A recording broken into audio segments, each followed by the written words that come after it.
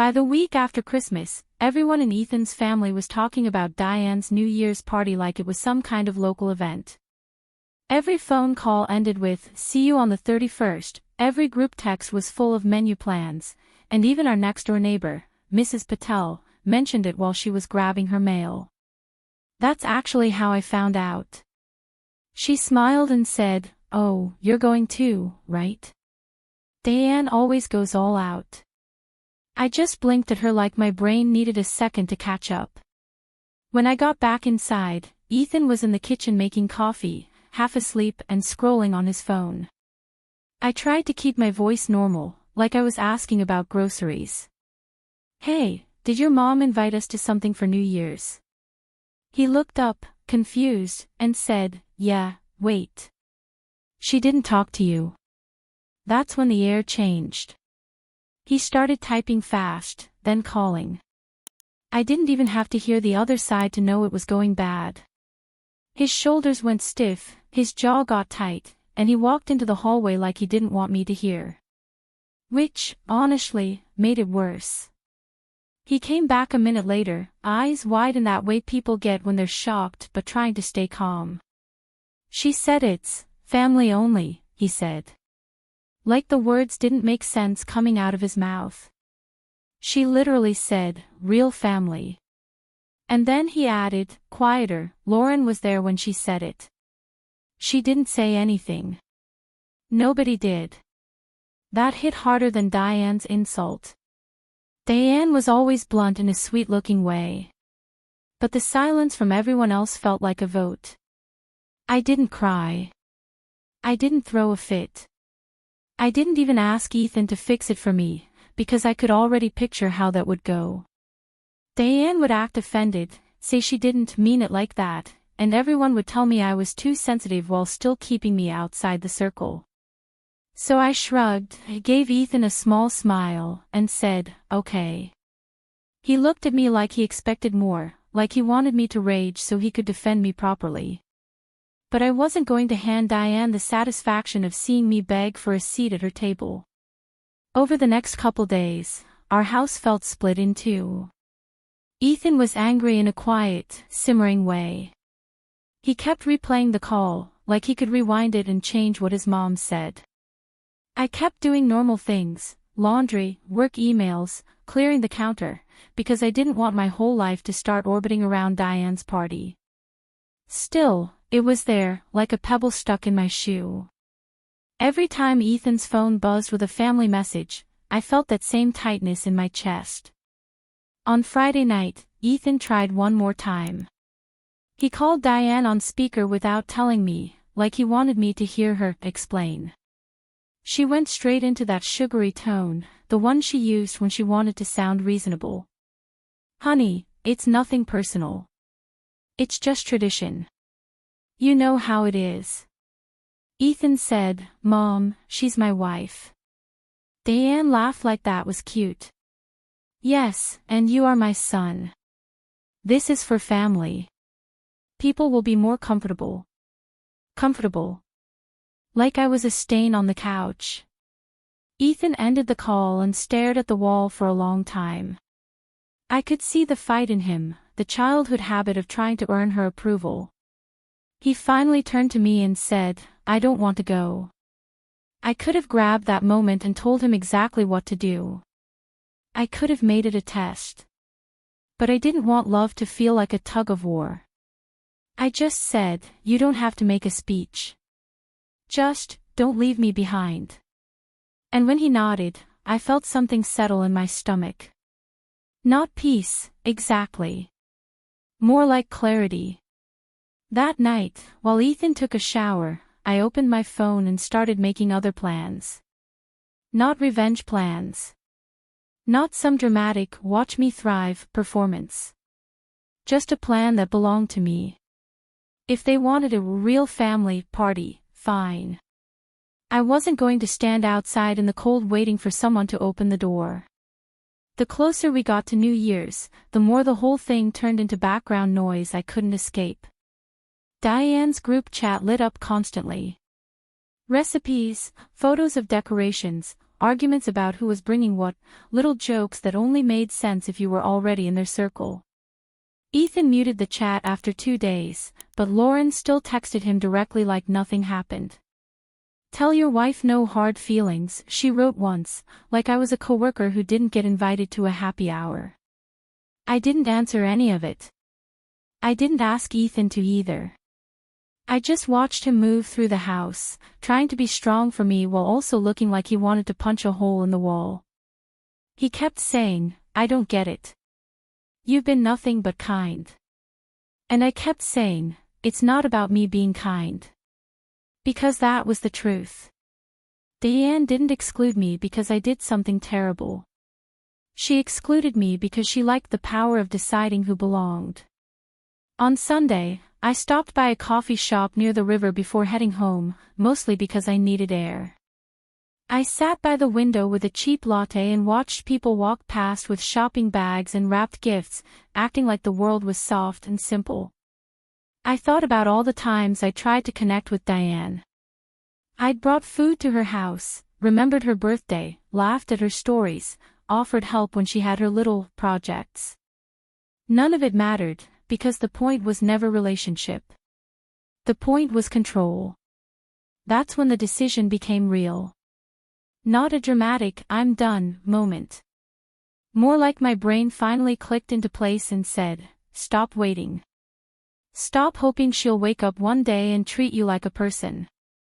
Stop letting her moods decide the temperature of your life." I didn't need a big confrontation to be free of it. I just needed to stop playing along. So I planned something small at first, dinner somewhere, maybe. Then it grew into something better. I texted my friend Maya, the one who always tells the truth even when it's uncomfortable. She replied immediately, like she'd been waiting. "Come with us," she said. "We're doing dinner, then fireworks at the lake, then back to my place." No weird vibes. I could almost hear her voice through the screen, casual and warm. I said yes before I could talk myself out of it. At home, I didn't announce it. I didn't make a big deal. I just moved through the week like normal, letting Ethan deal with his own emotions without piling mine on top of them. But at night, when he fell asleep, I kept thinking about what I would wear, what I'd bring, what it would feel like to spend New Year's with people who didn't measure my worth like a contest. Ethan noticed I was calmer and asked me about it while we were washing dishes. "Are you okay?" he said, like he didn't trust calmness. I shrugged and handed him a plate. "I'm not okay with it," I said. "But I'm okay with me." He turned the faucet off and looked at me like that sentence hit him right in the chest. "What are you going to do that night?" he asked. I leaned against the counter and kept my tone light, like we were talking about weekend errands. "I'm going out with Maya," I said. "Dinner, fireworks, whatever." He stared for a second, then his face softened, like he was relieved I wasn't planning to sit home alone pretending it didn't hurt. "Good," he said. Then, after a pause, he added, "I'm not going to my mom's." I didn't celebrate. I didn't clap. I didn't even say, "Finally," even though part of me wanted to. I just nodded. "Do what feels right," I said. Because I didn't want him choosing me out of guilt. I wanted him choosing us because he understood that this wasn't normal. That it wasn't harmless. That it was the kind of cruelty people hide behind tradition and family values while they're actively pushing someone out. Later, when Ethan went to bed, I sat on the couch and scrolled through photos from last New Year's. In every picture at Diane's house, I was in the background, smiling too hard, holding a plastic cup, trying to look like I belonged. I deleted 2 of them. Not because I was angry. Because I didn't need proof anymore. I knew exactly what was happening, and for the first time, I wasn't going to be the one doing all the emotional work to pretend it was fine. By the time New Year's week arrived, my plan felt solid. Not flashy. Not revenge. Just mine. And weirdly, that was the strongest I'd felt in a long time. On the afternoon of December 31st, the sky was that pale winter gray that makes everything look a little quieter. Ethan and I ran a couple errands, and the whole time, we moved like we were carefully not stepping on a sore spot. He bought a bottle of sparkling cider anyway, like he needed something festive in the house to prove the night wasn't ruined. I let him. It was sweet in its own way, like he was trying to patch a hole with whatever he had. Back home, I got ready without rushing. I put on a simple black dress and a warm coat, nothing fancy.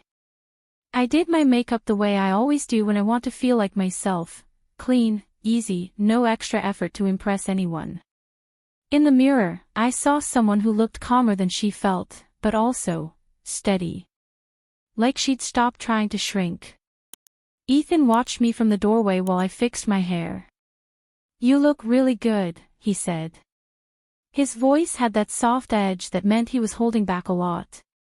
I smiled at him and said, "Thanks." Then I walked up and kissed his cheek. "You're going to be okay?" I asked. He nodded, but his eyes didn't. "I just hate that she did this," he said. "I hate that everyone just went along with it." I didn't try to fix his feelings. I just said, "I know," and let that be enough. Maya picked me up around 7. Her car smelled like peppermint and fries, because Maya is always eating something. She took one look at me and said, "Good. You're not wearing sadness." I laughed, and the laugh felt real, like my chest opened a little. In the back seat, her boyfriend Jamal waved and offered me a bag of chips like we were on a road trip. No questions. No awkward sympathy. Just normal. Dinner was at a casual place downtown, the kind of restaurant with string lights in the windows and crowded tables. We talked about stupid things first, work drama, random TikTok stuff, the fact that everyone suddenly acts like they're a new person in January.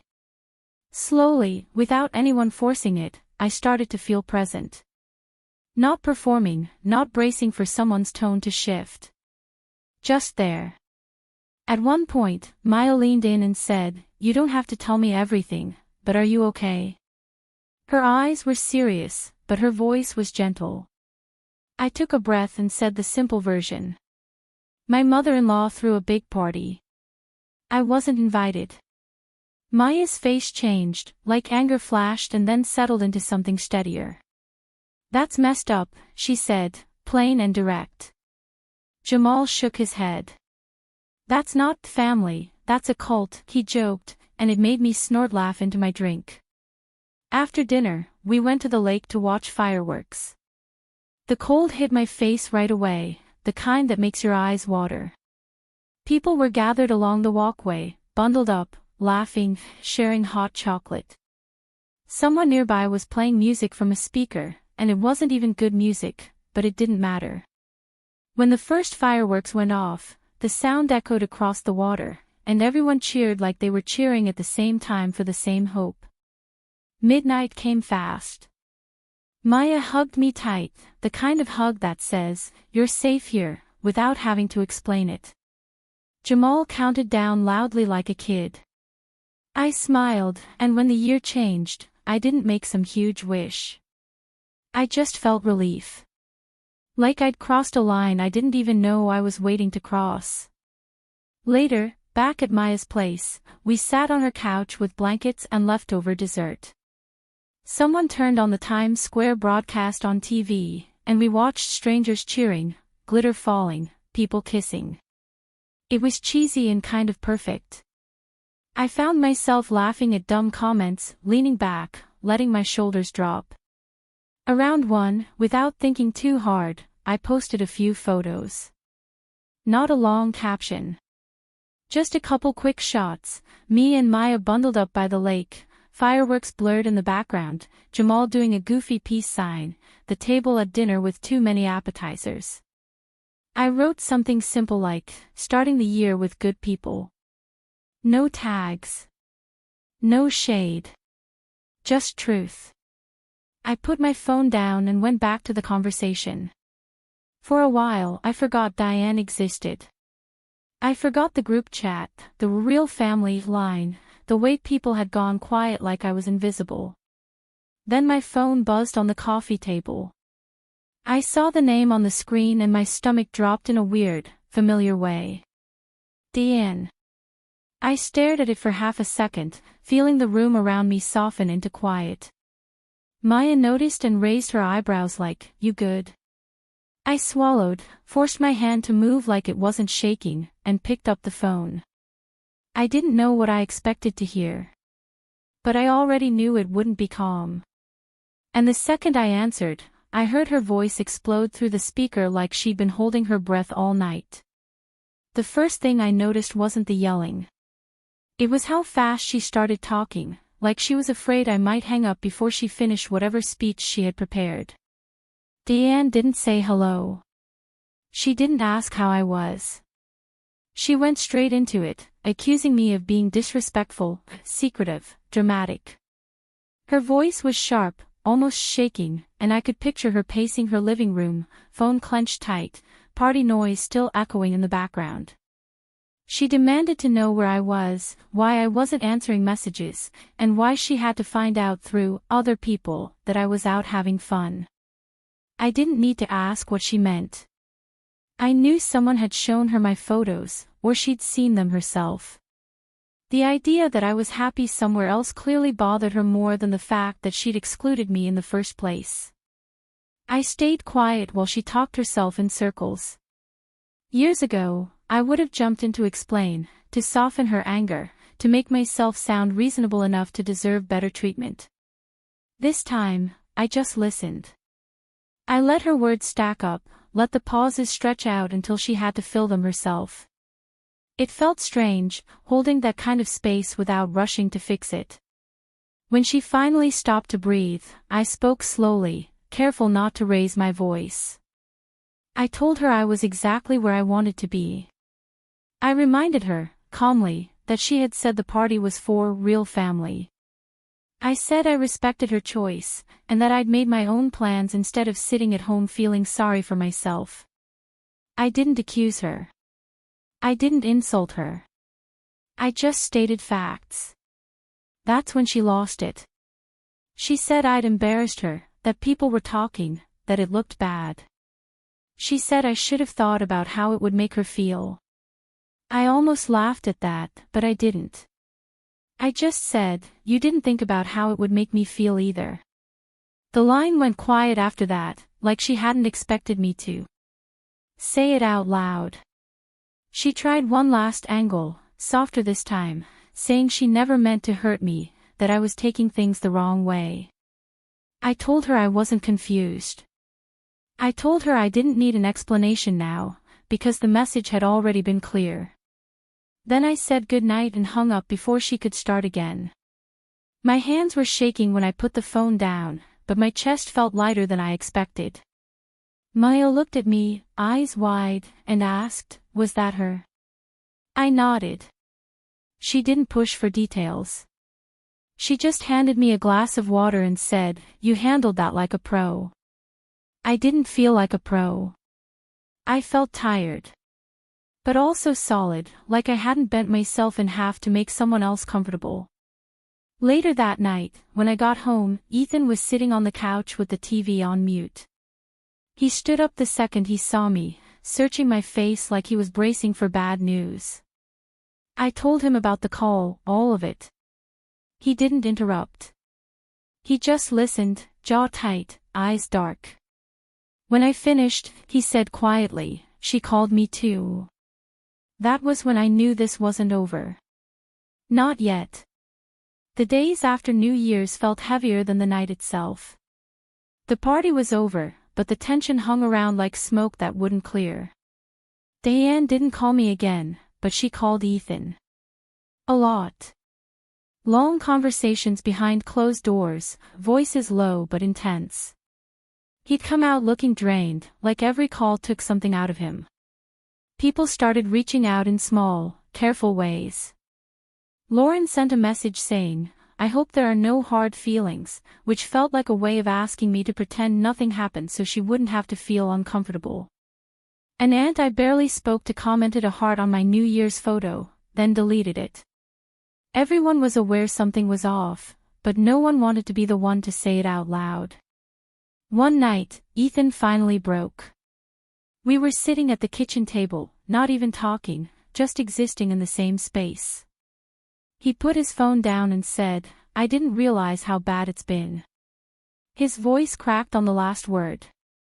He started listing things I'd never complained about before. The comments. The way Diane introduced me to people. The way plans were made around me, not with me. Hearing it all out loud made it impossible to ignore. He admitted that he'd spent years trying to keep the peace, convincing himself that his mom was just difficult, that I was strong enough to handle it.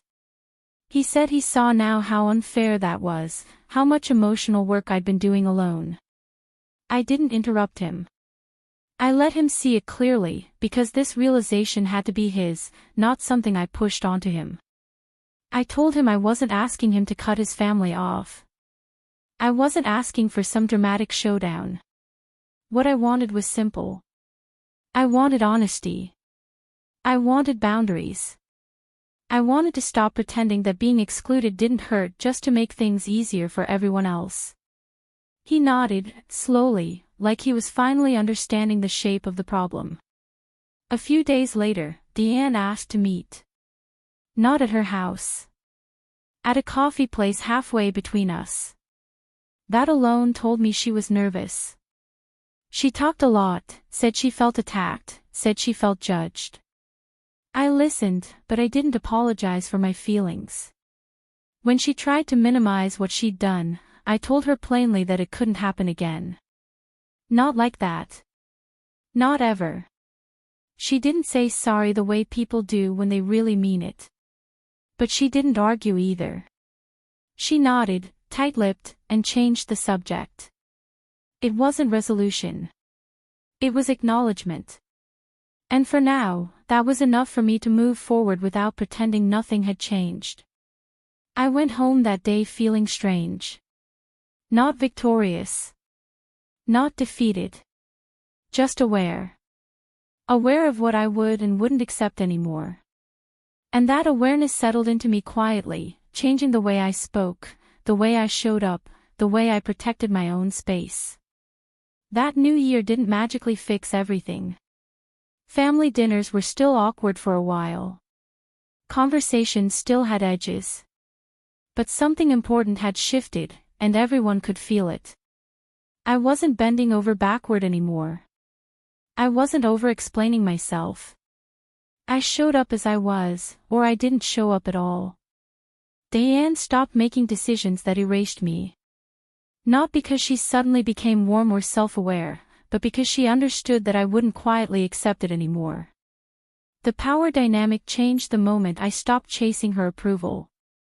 I didn't need to be invited to prove I belonged somewhere. I already knew where I stood. Ethan changed too. He spoke up more. He asked questions he used to avoid. He stopped smoothing things over at my expense. Watching him grow into that version of himself made me feel closer to him, not farther. We became more honest, more solid, because the silence between us was finally gone. As the year went on, I noticed how much lighter my life felt. I said no without guilt. I chose plans that made me feel good instead of obligated. I stopped measuring my worth by how well I fit into someone else's version of family. Peace stopped feeling like something I had to earn. Sometimes I think back to that night, to the photos I posted without thinking, to the phone call that followed.